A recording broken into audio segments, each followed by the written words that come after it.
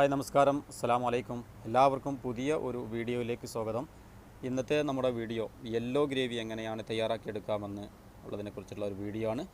അപ്പോൾ റെസ്റ്റോറൻറ്റുകളിലൊക്കെ വളരെ എളുപ്പത്തിൽ ഡിഷുകളൊക്കെ തയ്യാറാക്കാൻ വേണ്ടി റെഡിയാക്കുന്ന ഒരു ഗ്രേവിയാണിത്. അപ്പോൾ വളരെ പെട്ടെന്ന് തന്നെ ഇതിൻ്റെ വീഡിയോയിലേക്ക് കിടക്കാം. ഇത് കുറച്ച് കൂടുതലായിട്ടാണ് ഞാൻ തയ്യാറാക്കിയെടുക്കുന്നത്. ഒരു 20 കിലോ ഉള്ളിയുടെ ഗ്രേവിയാണ് ഇന്ന് തയ്യാറാക്കാൻ പോകുന്നത്. അപ്പം അതിൻ്റെ ചേരുവകളും അതിൻ്റെ രീതിയുമൊക്കെ ഒന്ന് നമുക്ക് നോക്കാം. അപ്പോൾ എല്ലാവരും ഇത് ട്രൈ ചെയ്യണം. അപ്പോൾ നമുക്ക് വീഡിയോയിലേക്ക് കിടക്കാം. ഇതിനായിട്ട് ഞാൻ എടുത്തിട്ടുള്ളത് 20 കിലോ ഉള്ളിയാണ്.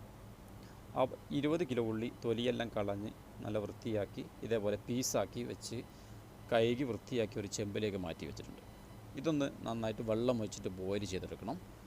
അതേപോലെ തന്നെ തക്കാളി, ഒരു 6 കിലോ തക്കാളിയും 1 കിലോ അണ്ടിപ്പരിപ്പും, അതേപോലെ കസ്കസ് എല്ലാം ചേർക്കാം, പക്ഷേ ഞാനത് ചേർത്തിട്ടില്ല, അണ്ടിപ്പരിപ്പാണ് ചേർത്തിട്ടുള്ളത്.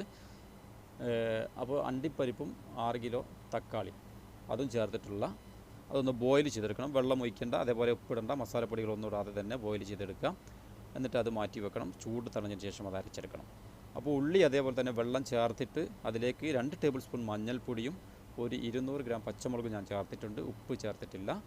അത് നന്നായിട്ട് പോയി ഒരു 10-20 മിനിറ്റോളം നന്നായിട്ട് വേവിച്ചെടുക്കണം. വേവിച്ചതിന് ശേഷം ഇത് സ്റ്റൈനറിലേക്ക് മാറ്റണം. ആ സ്റ്റൈനറിലേക്ക് മാറ്റുമ്പോൾ കുറച്ച് തണുത്ത വെള്ളം അതിൻ്റെ മേലെ ഒഴിച്ചിട്ടൊന്ന് കൈകൊണ്ട് ഇളക്കിയിട്ടൊന്ന് അതിൻ്റെ ആ സ്മെല്ലെല്ലാം പോകാൻ വേണ്ടിയിട്ടാണ് കുറച്ച് വെള്ളം ഒഴിച്ചിട്ടൊന്ന് ഇളക്കി കൊടുക്കണം. അപ്പോൾ അത് റെഡിയായി കഴിഞ്ഞിട്ടുണ്ട്.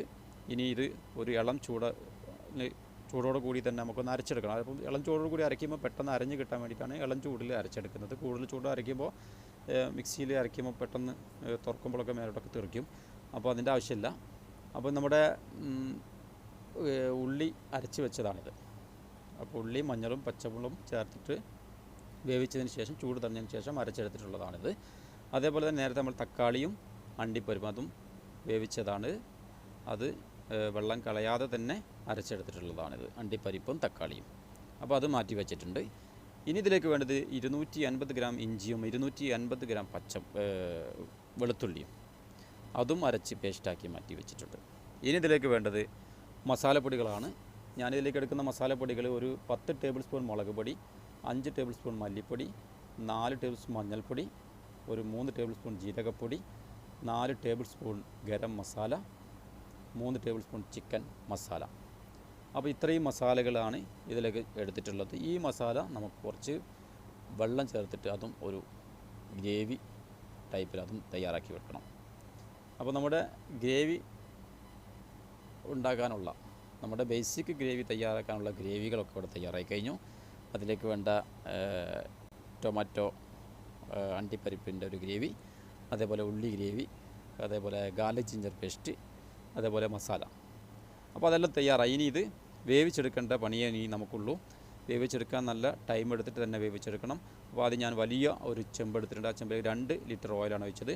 അതിലേക്ക് കുറച്ച് മസാലകൾ, ഗരം മസാലകൾ ചേർത്ത് കൊടുക്കേണ്ടതുണ്ട്. അതിലേക്ക് ചേർത്തിട്ടുള്ള ഗരം മസാല ഒരു 10 ഗ്രാം ഏലക്ക, അതേപോലെ 15 ഗ്രാം പട്ട, 10 ഗ്രാം പൂവ്, അതേപോലെ ബേ ലീഫ്, അതേപോലെ ഒരു 5 ഗ്രാം വലിയ ഏലക്ക നമുക്ക് കിട്ടും, അതേപോലെ സ്റ്റാർ പൂള്. ഇത്രയും ഞാൻ അതിലേക്ക് ചേർത്തു.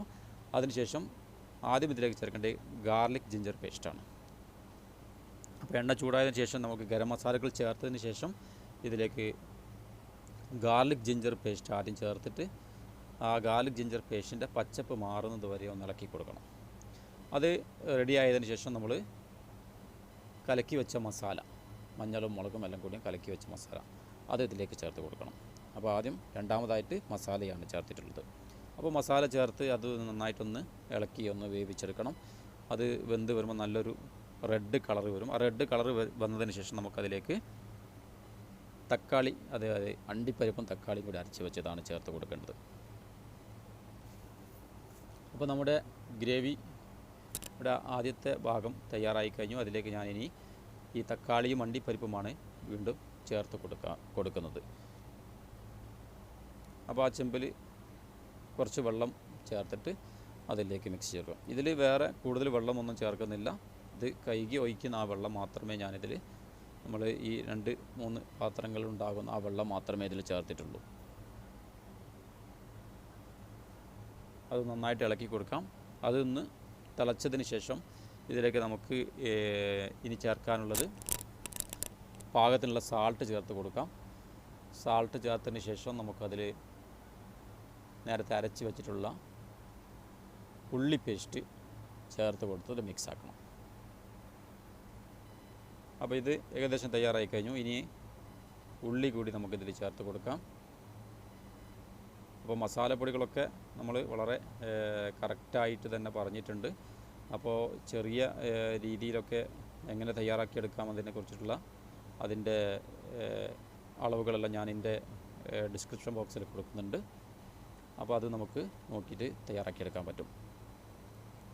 അപ്പോൾ നമ്മുടെ ഗ്രേവിയുടെ എല്ലാ ചേരുവകളും നമ്മൾ ചേർത്ത് കഴിഞ്ഞു. ഇനി ഇതിൽ ഒരു ചേരുവ ചേർക്കാനില്ല, ഇത് വേവിച്ചെടുക്കുക എന്നുള്ളത് മാത്രമാണ്. ഇതൊരു 1-1.5 മണിക്കൂറോളം ഇതുപോലെ തിളപ്പിച്ചെടുക്കണം. തിളച്ച് നല്ലതുപോലെ ഇതിൻ്റെ ആ അടിയിലുള്ള ഓയിൽ മേലെ വരുന്നത് വരെയാണ് ഇതിൻ്റെ വേവ് ശരിക്കും.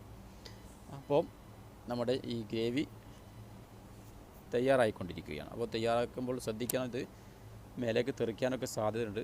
നല്ല കട്ടിയായി വരുമ്പോൾ തെറിക്കുമ്പോൾ മേലൊക്കെ പറ്റി പിടിക്കും. അപ്പോൾ വളരെ ശ്രദ്ധിച്ച് തന്നെ കൈകാര്യം ചെയ്യണം. തീ കുറച്ച് വെച്ചിട്ടും മൂടി വെച്ചിട്ടും ഒക്കെ നിങ്ങൾക്ക് തയ്യാറാക്കാം. പക്ഷേ ഇളക്കി കൊടുക്കണം, അടിയിൽ പിടിക്കാനൊക്കെ സാധ്യതയുണ്ട്. അപ്പം സുഹൃത്തുക്കളെ, നമ്മുടെ റെസ്റ്റോറൻറ്റുകളിലൊക്കെ തയ്യാറാക്കിയെടുക്കുന്ന ബേസിക് ഗ്രേവി വളരെ എളുപ്പത്തിൽ എല്ലാ ഡിഷുകളും പെട്ടെന്ന് തയ്യാറാക്കി കൊടുക്കാൻ വേണ്ടി തയ്യാറാക്കിയെടുക്കുന്ന ഈ ഗ്രേവി നമ്മളും ഇന്ന് ഇവിടെ തയ്യാറാക്കിയിട്ടുണ്ട്. അപ്പം നമ്മുടെ ഗ്രേവി തയ്യാറായി കഴിഞ്ഞു. അപ്പോൾ എല്ലാവരും ഇത് ട്രൈ ചെയ്യണം. ഇത് എല്ലാവർക്കും ഇഷ്ടപ്പെട്ടു എന്ന് കരുതുന്നു. ഇഷ്ടപ്പെട്ടാൽ നിങ്ങൾ ലൈക്ക് അടിക്കണം. അതേപോലെ തന്നെ അഭിപ്രായങ്ങളും നിർദ്ദേശങ്ങളും അറിയിക്കണം. അതേപോലെ ഇതുവരെ എൻ്റെ യൂട്യൂബ് ചാനൽ സബ്സ്ക്രൈബ് ചെയ്യാത്ത എല്ലാ സുഹൃത്തുക്കളും മറക്കാതെ സബ്സ്ക്രൈബ് ചെയ്യണം. അതിൻ്റെ അടുത്തുള്ള ബെല്ലൈക്കൺ കൂടി എനാബിൾ ചെയ്താൽ ഞങ്ങൾ അയക്കുന്ന പുതിയ പുതിയ വീഡിയോകൾ നിങ്ങൾക്ക് നോട്ടിഫിക്കേഷനായിട്ട് ലഭിക്കുന്നതാണ്. അപ്പം എല്ലാവരും ഇത് ട്രൈ ചെയ്യണം. ഇഷ്ടപ്പെട്ടു എന്ന് കരുതുന്നു. Thank you for watching. അസ്സലാമു അലൈക്കും.